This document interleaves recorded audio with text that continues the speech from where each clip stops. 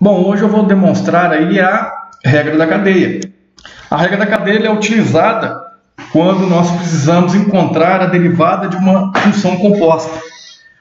Bom, como vai ser a primeira vez que eu vou demonstrar aí a regra da cadeia no canal, eu vou seguir a ordem didática dos livros de cálculo.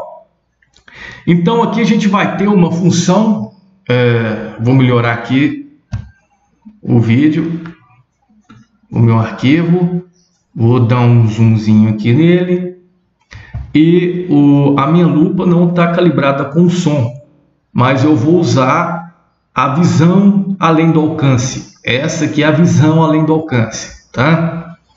Bom, então a regra da cadeia, a primeira vez quando você vai estudar a derivada de funções compostas, a função interna dessa função composta ela depende de uma única variável independente.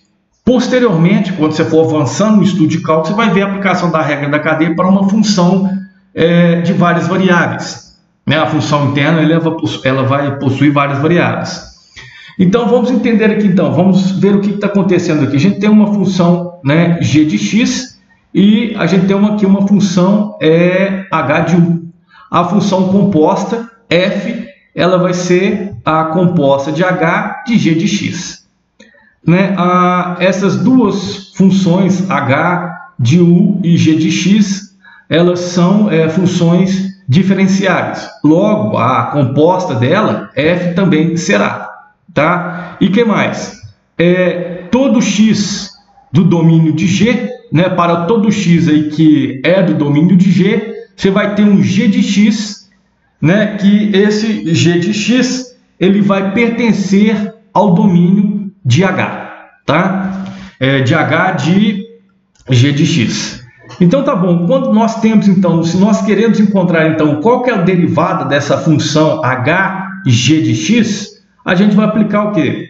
Sabendo aí que f de x é a composta, vai ser f' de x, que é igual a h' de g de x, que multiplica h' de x. Essa aqui é a regra da cadeia. O que ela nos mostra, então? Quando nós temos uma função desse tipo, tá? Uma função composta h de g de x, a derivada dessa função composta com respeito a x, na notação linha, vai ser f' de x, que vai ser igual a h' de g de x, que multiplica a derivada de g de x. O que isso aqui está mostrando? Que a derivada de uma função composta é o produto das derivadas que compõem a função composta. Então vamos ver por quê. Bom, a primeira coisa aqui que a gente vai usar, eu não vou usar a notação de Leibniz, porque em outras demonstrações aqui do canal eu já utilizei a demonstração de Leibniz. Então agora eu vou usar a demonstração linha. Se você usar a demonstração de Leibniz, também você irá chegar ao mesmo resultado, tá? Só aqui na notação de Leibniz. Então vamos ver aqui a derivada da função g com respeito a x, g' de x, aplicando a definição de derivada, vai ser o limite de g de x mais delta de x menos g de x sobre delta de x para delta de x tendendo a zero. Escrevendo isso em termos de variação, isso aqui vai ser igual ao limite da variação da função g dividido pela variação de x para delta de x tendendo a zero. Fazendo a mesma coisa para a função h, então calculando a derivada da função h com respeito a u, nós vamos ter h', o nome é até engraçado, h' de u, a derivada da função h com respeito a u, ela vai ser igual ao limite de h de u mais delta de u menos o h de u dividido pelo delta de u, para delta de u tendendo a zero. Escrevendo em termos da variação, em termos de delta, limite da variação de h dividido pela variação de u para delta de u tendendo a zero. E finalmente a composta derivada da função f com respeito a x vai ser limite da variação de f dividido pela variação de x. Mas vamos lá. F de x mais delta x menos f de x dividido pelo delta de x para o delta de x tendendo a zero. Escrevendo em termos de delta, vai ser limite de delta de f dividido pelo delta de x para delta de x tendendo a zero. Escrevendo a função f em termos de h e de g em termos da composta, vai ficar limite do h final menos h inicial pelo delta de x. Então vamos lá, limite do h de g de x mais delta de x menos h de g de x dividido pelo delta de x para o meu delta de x tendendo a zero. Então, lá no início, nós chamamos u, né, de g de x. Então, aqui, ó, aliás, chamamos g de x de u. Então, u é igual a g de x. Então, se u é igual a g de x, então a variação de u vai ser o g final menos o g inicial. E vamos assumir, para evitar aí, indeterminações, tá? Na demonstração, que esse delta de u é diferente de zero. E é claro que o meu delta de x aqui também vai ser diferente de zero. Só que eu esqueci de colocar o diferente de zero aqui. Vamos lá arrumar? Vamos ver no MATLAB não, como que ver no LaTeX, como que a gente arruma essa coisa. Vamos lá então. Vamos diminuir a tela aqui. Vamos ver onde que a gente tem um delta. Delta, onde você está? Aqui, ó, delta de x é diferente. Então tá aqui, ó, diferente de zero. Então vamos compilar essa porcaria. Então, vamos ver se já apareceu aqui no nosso... Já apareceu lá, tá? Então, vamos voltar lá. Então, olha só. Então, voltando aqui, se o meu g de x é igual a u, então o meu delta de u é igual a variação, né, de g. E assumindo aí que o meu delta de u é diferente de zero, o meu delta de x é diferente de zero também, porque senão aqui, ó, não vai ter sentido, né? Para nós, o meu delta de u vai zerar. Então, isolando o meu g final, né, usando essa expressão aqui, isolando o meu g final, então eu vou ter que g de x mais delta de x é igual ao meu delta de u mais g de x. Só que quem é g de x é u. Então, no lugar desse g de x, eu vou substituir esse g de x por u. Então, o meu g final vai ser igual a meu delta de u, né, mais u. A função h, né, a gente está vendo que a função h, a gente substituiu, né, a função h ela depende do g, né, mas a gente substituiu esse g por u. Então vai ficar h de u. Logo, um h final, né, vai ficar o quê? H de g de delta de x mais x, que é igual a h de delta de u mais u, tá? Na equação 7. Então vamos lá, vamos aplicar então a definição aí de derivada para a minha função composta f. Em termos de delta, limite do delta de f dividido pelo delta de x para delta de x tendendo a zero. Isso aí será igual a, olhando aqui, né, a gente fez a substituição aqui na equação 4, né, só que agora a gente está chamando esse g de u, então essa função aqui embaixo, ela vai ficar limite de h de u mais delta de u, menos h de u dividido pelo delta de x para delta de x tendendo a zero.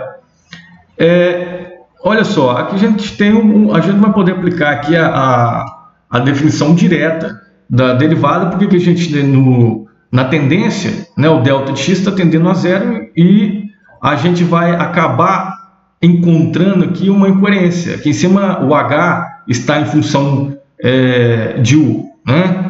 Apesar desse a gente poder escrevê-lo escrito em função de x, mas aqui ele está escrito aqui em função, né, de u. Então, como que a gente vai resolver esse problema? A gente tem que deixar um delta de u aqui embaixo. Então, a gente vai multiplicar esse termo, né, do limite, né, a função ali do limite, tanto o numerador quanto o denominador, por um delta de u. Tá? Isso aí não vai alterar essa fração e, consequentemente, não vai alterar aí o meu limite. Bom, então, como que vai ficar isso? Vai ficar limite de h de u mais delta de u menos h de u que multiplica delta de u dividido por delta de x que multiplica delta de u. Então, o que nós temos aqui? A gente tem aqui a função h escrita em função de u, né, mas a gente tem um delta de x aqui embaixo. Temos um produto de delta de x que multiplica o meu delta de u. Então, né, a ordem dos fatores não altera aí no produto da multiplicação, então eu vou inverter isso aqui por conveniência. Ao invés de eu colocar o x primeiro, eu vou colocar o meu delta de u, deixando o quê? Limite de h de u mais delta de u menos h de u sobre meu delta de u. Então, note que a gente tem aqui no numerador só o h escrito em função de u, e embaixo nós temos o delta de u. E aqui ficou delta, que multiplica delta de u sobre delta de x. Tá? Agora, o problema ainda continua aqui na minha tendência, né? A variável que está aqui é o x. Tá? Mas vamos continuar e vamos ver o que vai acontecer. Quem que é meu delta de u? O meu delta de u é esse pessoal aqui, ó. É a variação da função g. Né? Então, ao invés de eu escrever meu delta de u, vou colocar a variação da função g. Vai ser g final menos o g inicial dividido pelo delta de x. Então, ficou limite de h de u mais delta de u menos h de u, que multiplica g de x mais delta de x menos g de x. Aqui embaixo ficou dividido pelo produto, né? Delta de u vezes delta de x. Nós temos um limite do produto. Esse limite do produto podemos escrever como o produto dos limites. Tá? Isso aí você vê quando você começa a estudar limites, né, no cálculo 1, as propriedades do limite, né, quando você começa a estudar limite no cálculo 1. Então tá bom, porém a nossa tendência aqui, a variável ainda continua o ΔX. Mas quando o delta de x tender a zero, vamos pedir ajuda a alguma equação aqui. Quando o meu x aqui, ó, meu delta de x, aliás, tender a zero, o que vai acontecer com o meu delta de u? Né? Se o meu delta de x tende a zero, vai ficar g, isso aqui vai ficar aproximadamente um g de x, menos g de x, eu vou ter delta de u tendendo a zero. Então, a gente pode fazer a mudança aqui, ó. Tá? Nesse primeiro limite, nós podemos fazer a mudança, porque aqui o h tem função de u, a gente tem um delta de u aqui embaixo. Então, nesse primeiro limite, vamos fazer a mudança ali da tendência.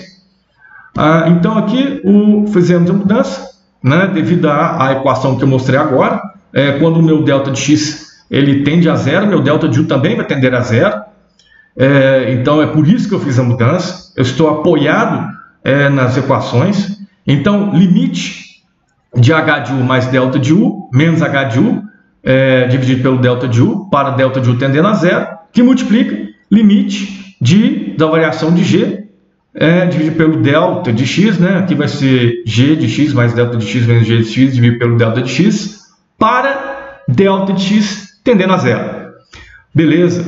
Então, esse cara aqui é igual a quem? Vamos lá no início, lá. Ele é igual a quem mesmo?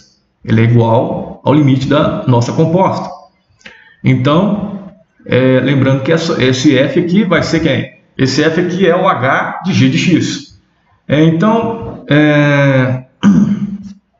escrevendo então, né, o limite da variação da função f, né, que vai ser f de x mais delta de x menos f de x, dividido pelo meu delta de x para delta de x tendendo a zero, ele será igual ao que a gente chegou aqui em cima, né, que vai ser limite da variação, né, da função h, dividido pelo delta de u para delta de u tendendo a zero, que multiplica o limite da variação da função g, dividido pelo delta de x para delta de x tendendo a zero.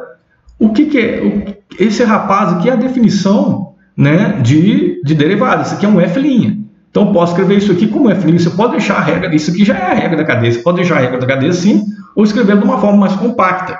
Tá? Então, escrevendo isso aqui em termos de linha, então vai ficar f' de x. Escrevendo esse rapaz aqui em termos também de linha, h é linha de u. E escrevendo esse cidadão em termos de linha, né, vai ficar que multiplica, né, g' de x. Quem é o meu u? O meu u, a gente viu lá em cima que a gente está chamando o g de x de u. Então, nós substituímos, vai ficar h' de g de x, que multiplica g' de x. Tá certo? Então, tá aí a demonstração, tá, da regra da cadeia. Nós chegamos aqui, né, na equação 1 de novo, que é a regra da cadeia. Tá? Vamos lá conferir aqui embaixo.